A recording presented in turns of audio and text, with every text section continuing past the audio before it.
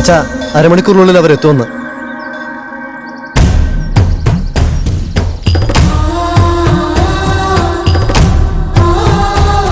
വരട്ടെ. അവർ നമ്മുടെ ആതിഥ്യ മര്യാദയിൽ അത്ഭുതപ്പെടണം. അവരവരുടെ നാട്ടിൽ നമ്മളെക്കുറിച്ച് പാടിപ്പുകഴ്ത്തണം. മനസ്സിലായോ?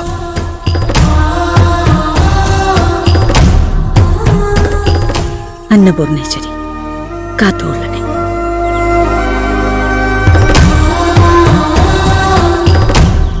നരസിംഹ, അതിഥികളുടെ തൃപ്തിയാണ് അന്നപൂർണേശ്വരിയുടെ അനുഗ്രഹം.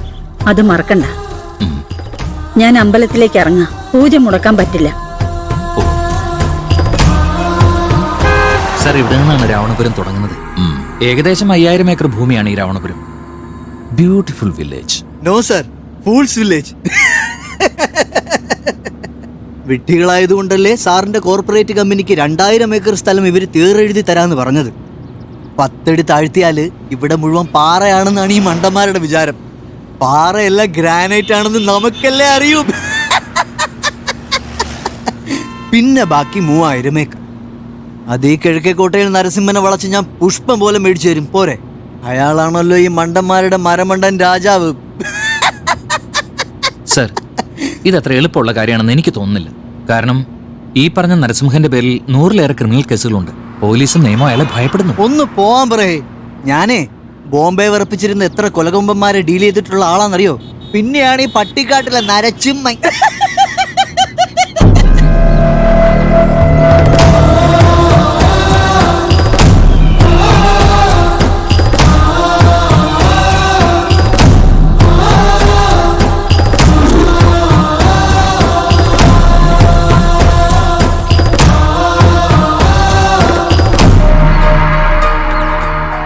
യാത്രയൊക്കെ സുഖമായിരുന്നോ?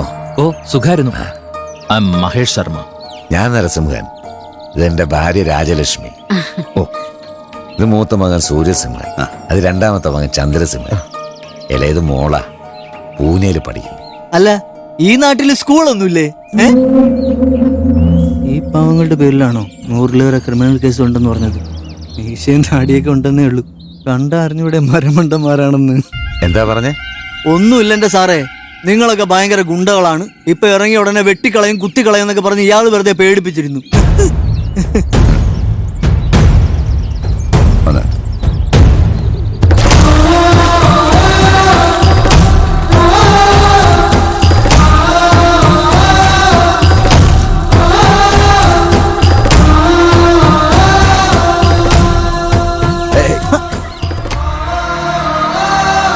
മുത്തു, നോക്കി കണ്ടൊക്കെ ചെയ്തൂടെ?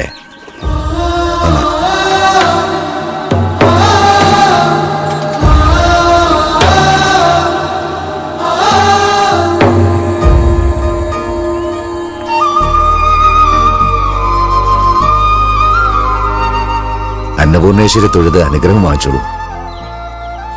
ഇവിടെ നേർച്ചയിടേണ്ടി വരുമോ?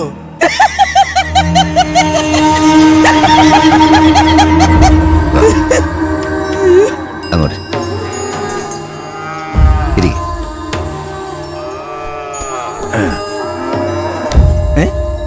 ഇതെന്താ വീടിനകത്ത് പശുത്തൊഴുത്ത്? ഗോക്കൾ ഞങ്ങൾക്ക് ദൈവത്തെ പോലെയാ. ഓ, ഗോപരിചരണം ഇവിടുത്തെ ആചാരമാണ്. ഓ, പക്ഷെ ഒരൊറ്റ വ്യത്യാസം മാത്രമേ ഉള്ളൂ.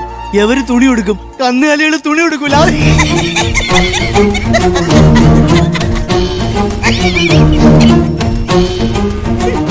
Sir, when can we see the documents? Hello, എന്തോന്ന്? എവരോടൊന്ന് ഇംഗ്ലീഷ് സംസാരിച്ചിട്ട് യാതൊരു കാര്യമില്ല. ABCD അറിഞ്ഞുകൂടാത്ത ടീമാണ്. ഞാൻ പറഞ്ഞു മനസ്സിലാക്കി. അതായത് ബോംബെയിലൊക്കെ നിങ്ങളെപ്പോലുള്ള ഒരുപാട് ഗുണ്ടകളുണ്ട്. അവരുമായിട്ട് ഞങ്ങൾ കച്ചവടം ചെയ്യുമ്പോൾ സാധാരണ 5% കമ്മീഷനാണ് കൊടുക്കാറ്. നിങ്ങൾ ഞങ്ങളോടൊപ്പം മര്യാദയ്ക്ക് സഹകരിച്ച 10% കമ്മീഷൻ. എന്തു പറയുന്നു?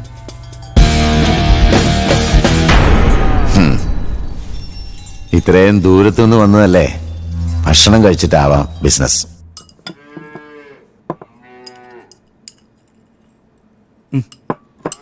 ഇവിടെ നോണൊന്നും ഇല്ലേ? ഞങ്ങള് വെജിറ്റേറിയൻ ഫാമിലിയാ. എന്തോന്ന് വെജിറ്റേറിയൻ? ഒരു പശുവിനെ തലക്കടിച്ചൊന്ന് കറി വെച്ചൂടെ?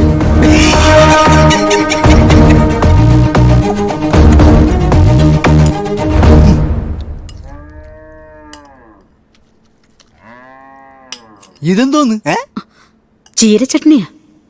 കളർ കണ്ടപ്പോ ഞാൻ വിചാരിച്ചു ചാണകമാണെന്ന്.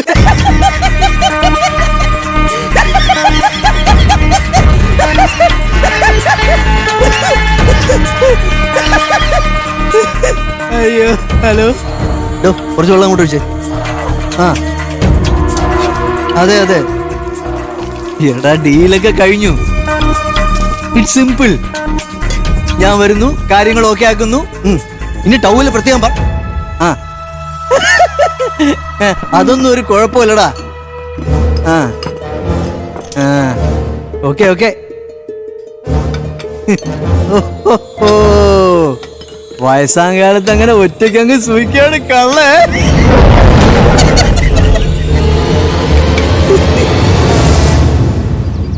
കല്യാണമൊന്നും കഴിക്കണില്ലേ? ഇല്ല, അകത്തെ സെറ്റപ്പ് പോലെ വേറെ വല്ലതൊക്കെ ഉണ്ടോ? കൊച്ചു കള്ള ഒന്ന് വിടാതെ നടക്കണേ.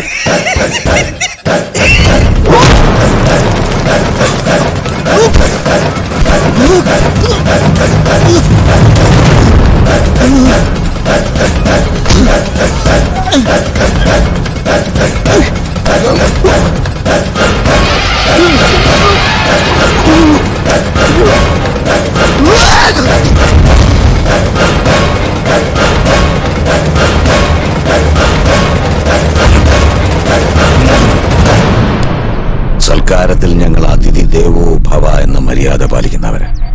പക്ഷേ എല്ലാറ്റിനും ഒരു പരിധിയുണ്ട്.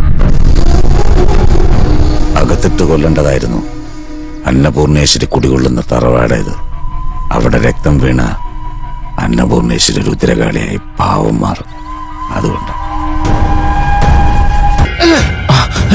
ചന്ദ്രസിംഹ, ഞങ്ങളിവിടെ സംസാരിച്ച് നിൽക്കുന്നത് കണ്ടൂടെ നിനക്ക്?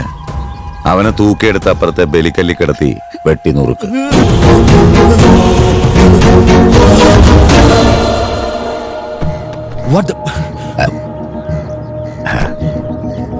പോകുന്ന വഴിക്ക് നല്ലൊരു ഹോട്ടലില്ലാത്തതുകൊണ്ട് അൽവയും തൈര് സാധവും വെച്ചിട്ടുണ്ട്. നിങ്ങളതൊക്കെ ആസ്വദിച്ച് കഴിക്കുന്നത് ഞാൻ കണ്ടിരുന്നു. വണ്ടി കയറിയാട്ടെ.